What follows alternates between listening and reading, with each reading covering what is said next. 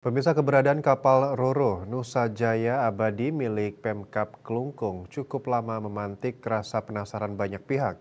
Sebab sejak beroperasi tahun 2006 sampai sekarang, kapal penyeberangan pelat merah ini tak pernah memberikan keuntungan.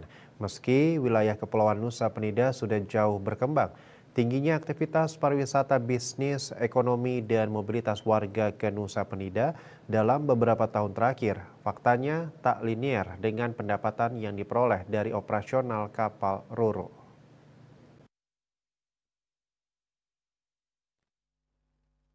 Situasi ini membuat lembaga DPRD Klungkung sangat penasaran apa yang sesungguhnya terjadi dalam pengelolaan kapal Roro.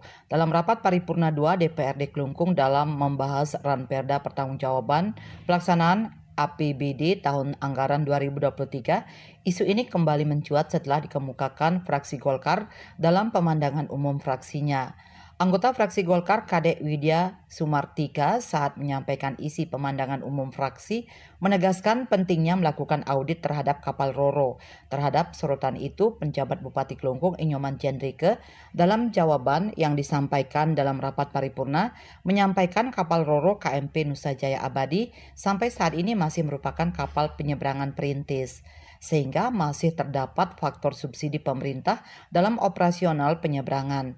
Dia juga menegaskan terkait perencanaan pengawasan pengoperasian dan perencanaan pengawasan docking selama ini sudah melibatkan konsultan dari LPPM UNUD serta akuntabilitas keuangan dari pemeriksaan tahunan BPK.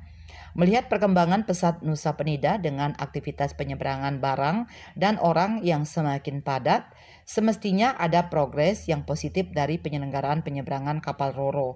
Tetapi selama pemerintahan era Nyoman Suwirte, 2 periode hingga PJ Bupati Klungkung, pengelolaan kapal Roro ini tidak pernah memberi kontribusi pendapatan kepada pemerintah daerah.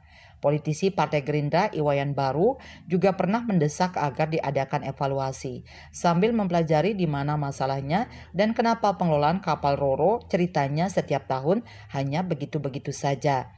Sedangkan di sisi lain, biaya docking itu naik terus setiap tahun. Tahun lalu docking menghabiskan APBD 2,1 miliar rupiah, biaya itu pun tidak bisa menyentuh seluruh pembiayaan docking yang dibutuhkan kapal Roro, hanya cukup untuk membiayai perbaikan yang prioritas. Bagi Arte Bali Pos.